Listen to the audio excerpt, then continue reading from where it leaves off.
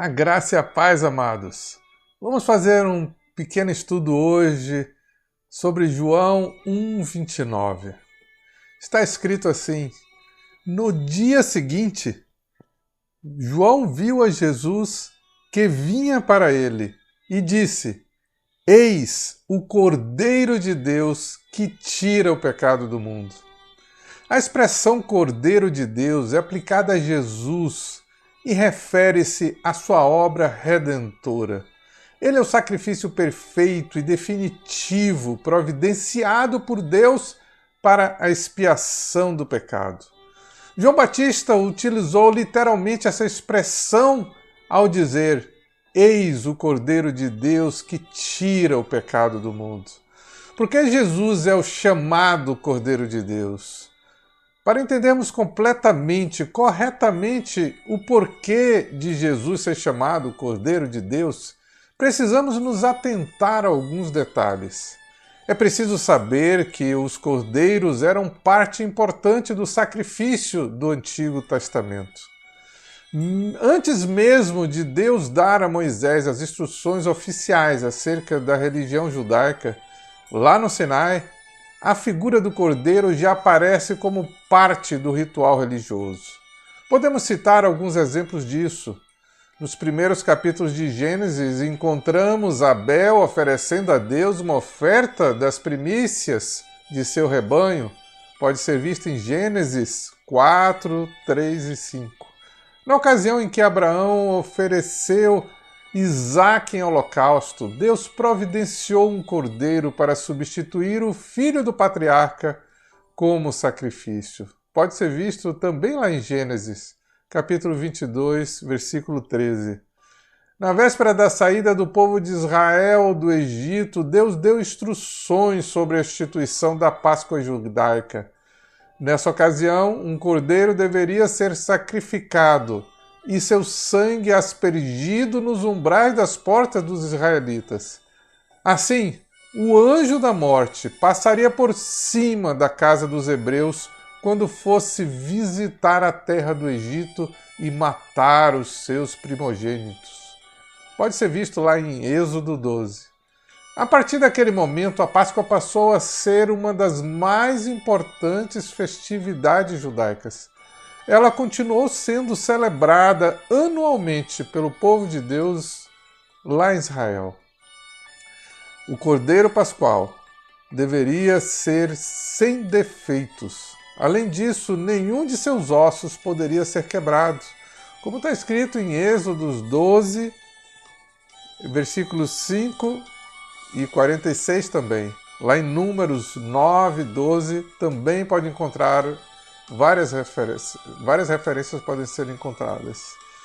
Em Números 28, 4, nós vemos que além do cordeiro sacrificado na Páscoa, os cordeiros também eram imolados na oferta diária. Isso significa que havia o sacrifício de cordeiros todos os dias. João afirma que Jesus é o Cordeiro de Deus. Ainda no Antigo Testamento, encontramos referências sobre o cordeiro que sofre calado. Pode ser visto em Isaías 53, também em Jeremias 11, 19. O profeta Isaías profetizou detalhadamente sobre o sofrimento do Messias. Ele falou dele como sendo o cordeiro que foi levado para o matadouro e que foi golpeado por causa da transgressão do seu povo. Além disso, o profeta deixa claro que foi da vontade do Senhor esmagá-lo, moê-lo e fazê-lo sofrer, fazendo de sua vida uma oferta pela culpa. Com isso, Isaías apresentou de forma muito clara o conceito do Cordeiro de Deus. Já no Novo Testamento, no primeiro capítulo de João, Jesus é apresentado como o Cordeiro de Deus. Nesse capítulo lemos sobre como João Batista apontou para Jesus, testificando que ele é o Cordeiro de Deus que tira o pecado do mundo. É bom conhecer a história de João Batista. Jesus é o Cordeiro que cumpriu as Escrituras. Não se sabe exatamente se, ao designar Jesus como Cordeiro de Deus, João Batista tinha em mente o Cordeiro Pascual, o Cordeiro da oferta diária ou mesmo o Cordeiro da profecia de Isaías. Na verdade, nem é necessário fazer qualquer distinção acerca disso. Cristo é o antítipo, aquele que é a referência para onde todos eles apontam. Isso significa que todos os cordeiros que foram sacrificados serviam apenas como algo temporário. O objetivo deles era apontar para Cristo e seu sacrifício, como a solução perfeita e definitiva providenciada por Deus para expiar o pecado de seu povo. É por isso que o apóstolo Pedro fala de Cristo como sendo o Cordeiro conhecido antes da fundação do mundo. Pode ser visto lá em 1 Pedro 1, 19 e 20. O evangelista Filipe também, ao explicar as Escrituras ao eunuco etíope, quando estava andando, entendeu que o Cordeiro da qual ele falava a Isaías era o Cordeiro, era Cristo. O Cordeiro de Deus era Cristo. Lá pode ser visto também em Atos 8, 32, 35. O apóstolo Paulo também falou de Cristo como sendo o Cordeiro Pascual que foi sacrificado. Lá em 1 Coríntios 5, 7. O paralelo entre o Cordeiro da Páscoa e Cristo como o Cordeiro de Deus realmente é muito grande. Assim como o Cordeiro Pascual não podia ter nenhum de seus ossos quebrados, o Cordeiro de Deus também não poderia. Cristo, em seu sacrifício, teve todos os seus ossos preservados para que se cumprisse as Escrituras. Isso pode ser visto lá em João 19, 36 e também em Salmos 34, 20. O que significa o Cordeiro de Deus que tira o pecado do mundo?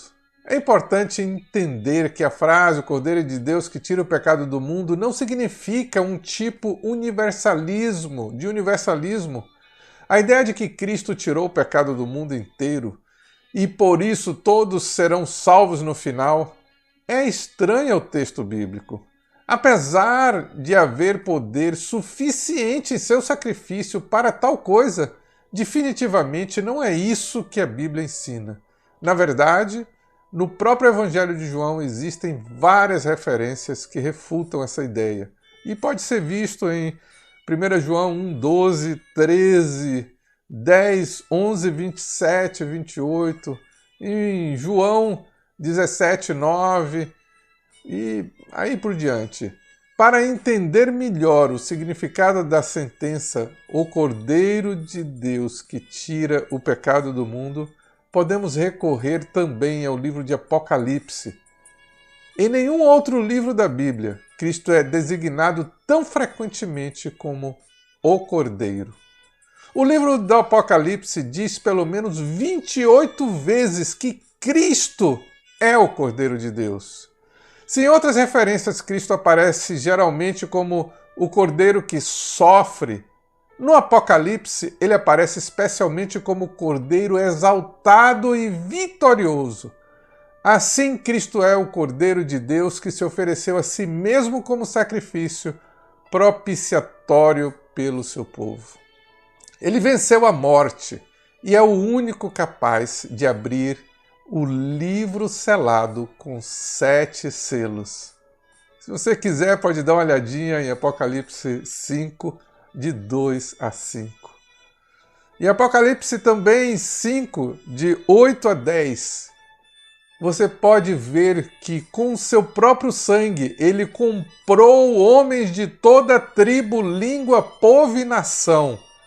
Estes redimidos foram constituídos reis, sacerdotes de Deus e reinarão com ele para sempre. Sem dúvida, Esse é o significado correto de quando se diz que Jesus é o Cordeiro de Deus que tira o pecado do mundo. Esse mundo não significa cada pessoa em particular, mas pessoas espalhadas em todos os povos, tribos, línguas e nações.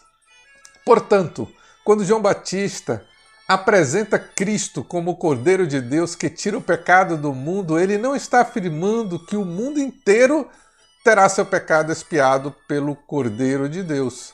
Ele simplesmente está dizendo que o Filho de Deus não veio para tirar o pecado de uma nação em particular, como, por exemplo, somente os judeus. Jesus é o Cordeiro que trouxe a salvação em Cristo. Não há mais qualquer distinção. A porta da salvação está aberta em todas as direções. O Cordeiro de Deus veio tirar o pecado de seres humanos como eu, como você, que estão espalhados por todo o mundo a fim de reuni-los como filhos de Deus num só povo. Pode dar uma checadinha lá em João 11, 51 a 52, nós já vimos essa parte. É por isso que Jesus é o Cordeiro de Deus que possui o livro da vida. Nesse livro está registrado o nome de todos aqueles que o Cordeiro resgatou com seu próprio sangue. Por outro lado, a ira de Deus será derramada sobre aqueles que não forem achados escritos neste livro. A justiça divina exige a punição do pecado.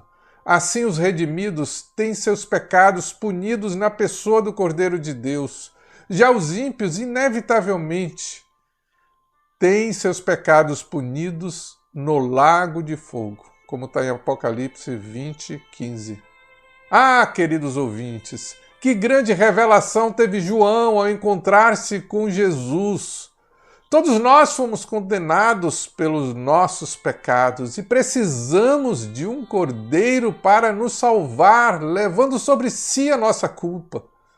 Cristo é esse Cordeiro, essa é a grande novidade. Se você já teve um encontro com Jesus, como João teve, certamente recebeu a mesma revelação que João Batista. Caso você nunca tenha tido um encontro com Jesus, hoje pode ser esse dia. Feche os seus olhos e faça uma simples oração, reconhecendo seus pecados e pedindo a Jesus que te perdoe e te purifique com seu sangue, pois o sacrifício dele na cruz do Calvário foi justamente para te fazer livre de toda e qualquer condenação. Peça que ele te abençoe e te encha da sua presença. Assim eu peço por você, que ele com a sua graça salvadora te encha do Espírito Santo. Fiquem na paz de Jesus. Amém?